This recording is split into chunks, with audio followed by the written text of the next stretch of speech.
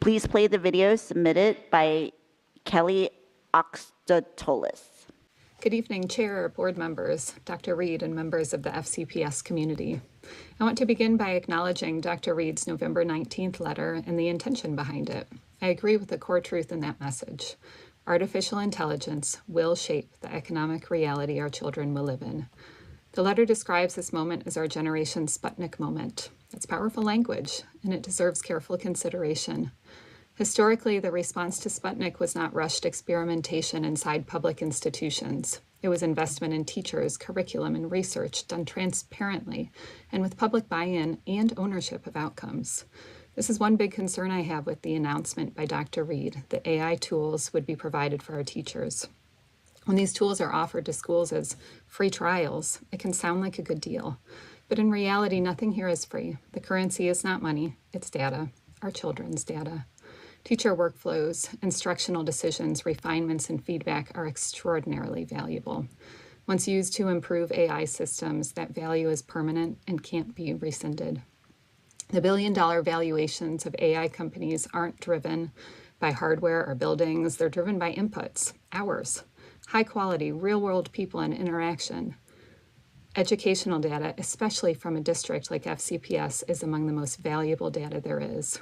So when we participate in a free AI program, we need to be honest about what's happening. Public intellectual capital is being exchanged for temporary access that we'll come to rely on. Our children's educations are running parallel to non-consented tests. Education requires carefully crafted studies and all the tests and data that are part of this to move knowledge forward. I don't see any of this. As one of the largest school districts in the country, FCPS has an opportunity to lead, not by adopting technology early, but by setting standards for fairness, transparency, child safety, and public benefit. Please play the video submitted by Kez Oxtotolis. Good evening. I'd like to build on what my wife Kelly just shared. I'm a board-certified pediatrician and allergist immunologist, and in my clinical work I use AI tools regularly. I'm also seeing in healthcare how AI companies drive adoption through free use periods in order to extract data that permanently increases private company value. What concerns me is how closely that model mirrors what is now happening in our schools, including FCPS. In medicine, when people are involved in an experiment, even indirectly, there are ethical requirements, informed consent, clearly defined outcomes, independent oversight, and transparency about risks and benefits. While our children will not be typing directly into AI tools, they are still part of the experiment. Their learning environments, their questions, and their teachers' instructional responses are being captured and used to improve commercial AI systems developed by companies like OpenAI. That makes students indirect study subjects. Yet families have not been fully informed of what data is being generated, how long it is being retained, how it is used to train models, or how that value is monetized. Teachers, likewise, are contributing professional expertise without clarity on whether their work is being used to train systems that will later be sold back to schools or sold elsewhere entirely. So I want to ask a few basic questions.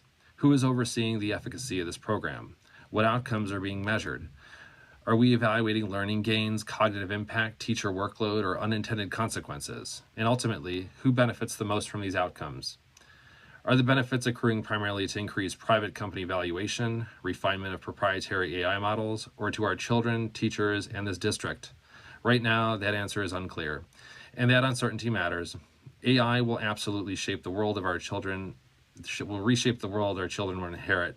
But if FCPS participates in shaping these systems, then families deserve transparency, teachers deserve agency, and the public deserves assurance that this is being done for students, not at their expense. Thank you for your time. Please play the video submitted by Laura Chapman. I'm Laura Chapman, parent of 2 FCPS elementary school students, and I'd like to talk about AI in schools. I appreciate we're all struggling with how to best leverage AI for good as parents and professionals. I've led digital transformation teams and can say with expertise that diving in without clarity on where you're going and what success looks like in at least the short and medium term is a good way to drown. AI is no different. The reward needs to be clear because the risks are our children. Not only their learning journey, but also their health and well-being. Every parent in FCPS wants you to succeed in giving teachers the tools to do more with less. So I'd like your answers to my top 5 questions. Number 1, where is your parent feedback loop on AI implementation in schools? How can we help, and how can our input be integrated into the AI plan? 2, what does success look like in the short and midterm for teachers using AI? Be specific. Craft teacher journeys and use cases. Ensure proper training. Teachers are uniquely qualified to get real value from AI if you set them up to succeed, and that's why AI platforms want teachers on their platforms. Number 3, how are you gathering learnings? What are your plans to incorporate those learnings into your roadmap? 4, what are your guardrails? When and how do you guide teachers out of trouble, be that FERPA violations, over reliance on AI, or simply support and prompt writing? 5, and most importantly, what does failure look like? What are the boundaries you will not cross? Define it now, change it thoughtfully over time, but don't change it as a reaction to a bad event. Define failure and an exit plan, and then let's all work to make sure it never needs to be implemented. Thank you for your time and leadership. I look forward to your response. Agenda item 6.01, Student Representative Matters. I call on Ms. McConan. Good evening, members of the board. I wanted to speak tonight about responsibility and transparency, especially as it relates to our policies on student personal data, on IT, and data privacy.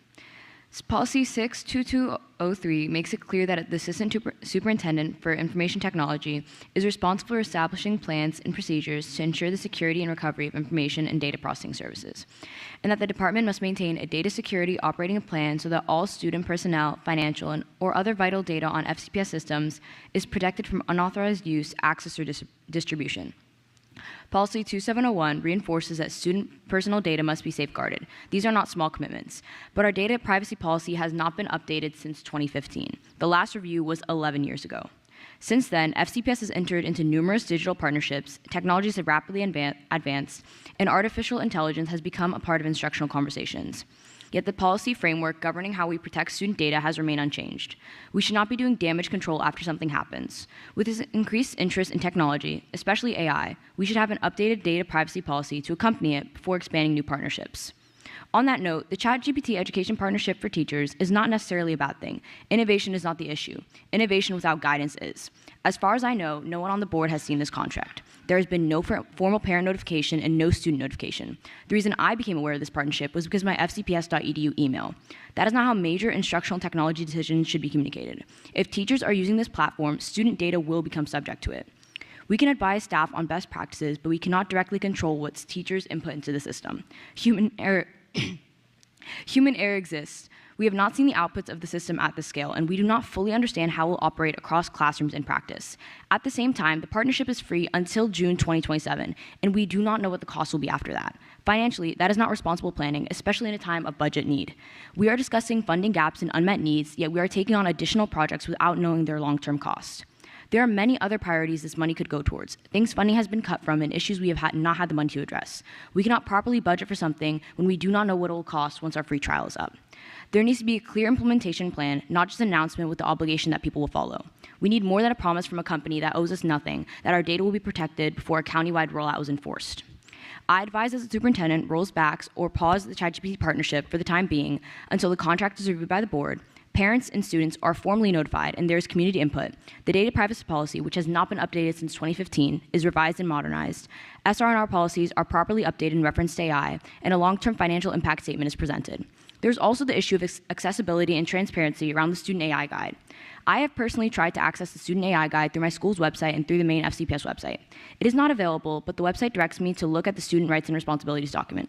The SR&R, however, is not as detailed on the acceptable uses of AI as it should be. If students are expected to navigate AI responsibility, there should be a clear, accessible, and centralized guide outlining expectations, boundaries, and protections. Right now, that guidance is either not publicly available or not clearly linked in a way that students and families can easily find and understand. We cannot make major decisions about implementing AI tools and then allow policy and transparency to lag behind those decisions. Ms. McConan. This executive limitation says that you're obligated to prevent the district from obligations farther than we can safely project our revenue.